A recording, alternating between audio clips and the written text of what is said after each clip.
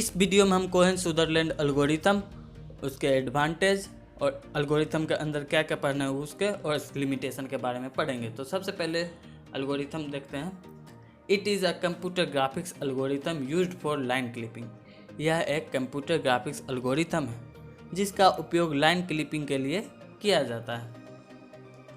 The algorithm divides a two-dimensional space into a region and then efficiently determines the lines and portions of lines that are visible in the central region of intersect, the viewport। यानी कि algorithm एक two dimensional space को एक क्षेत्र में विभाजित करता है और फिर कुशलता से उन रेखाओं और रेखाओं के भागों को निर्धारित करता है जो रुचि के मध्य क्षेत्र यानी कि व्यू पोर्ट में दिखाई देते हैं।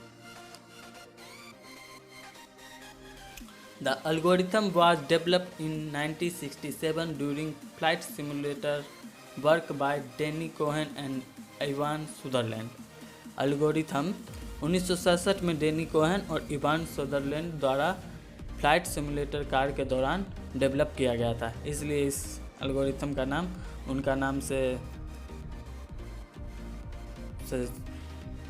क्या था, इवान सुदरलैंड और डैनी कोहेन, तो कोहेन सुदरलैंड हो गया एल्गोरिथम उनके नाम पे है। In the algorithm first of all it is detected whether one lies inside the screen or it is outside the screen। यानी इन द एल्गोरिथम सबसे पहले यह पता लगाया जाता है कि लाइन स्क्रीन के अंदर है या स्क्रीन के बाहर है। All lines comes under any one of the flowing category. सभी लाइन्स फ्लोइंग में से किसी एक कैटेगरी के अंदर आती है। तो अब देखते हैं कि विजिबल, नॉट विजिबल और क्लिपिंग केस में क्या होता है। तो विजिबल में if the line lies with in the window that is both end points of the line lies within the window। यदि लाइन विंडो के भीतर है अर्थात यानी लाइन के दोनों छोर विंडो के भीतर है तो a line is visible and will be displayed as it is।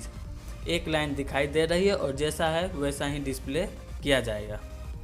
अब not visible, if a line lies outside the window it will be invisible and rejected। यदि कोई लाइन विंडो के बाहर है तो वह इनविजिबल हो जाएगी और रिजेक्ट कर दी जाएगी।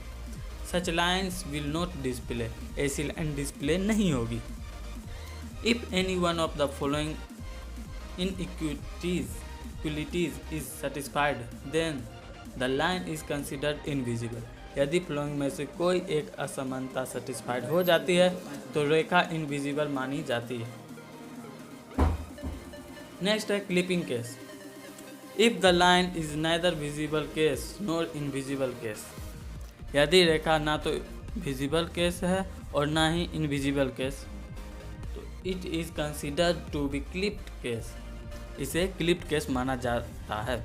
यदि रेखा ना ही इनविजिबल है और इनविजिबल है तो इसे क्लिप्ड केस मान लिया जाता है। First of all the category of a line is found based on 9 region given below. सबसे पहले नीचे दिए गए 9 क्षेत्रों के आधार पर एक लाइन की कैटेगरी पाई जाती है। All 9 regions are assigned codes, each code is of 4 bits. सभी 9 क्षेत्रों में कोड दिए गए हैं और प्रत्येक कोड 4 बिट का होता है। If both end points of the 9 have end bits 0 then the line is considered to be visible. यदि रेखा के दोनों इंड पॉइंट्स का इंड बिट 0 है तो रेखा को विजिबल माना जाता है। यदि वो जो इंड पॉइंट होगा वो 0 हो जाएंगे तो रेखा विजिबल हो जाएगा दृश्य देखने लिए। अब advantage of Cohen Sutherland line clipping. It calculates end points very quickly and rejected and accepts line quickly. यह बहुत जल्द इंड पॉइंट्स की गणना करता है और लाइन को जल्दी से रिजेक्ट और एक्सेप्ट करता है। It can clip pictures much large than screen size.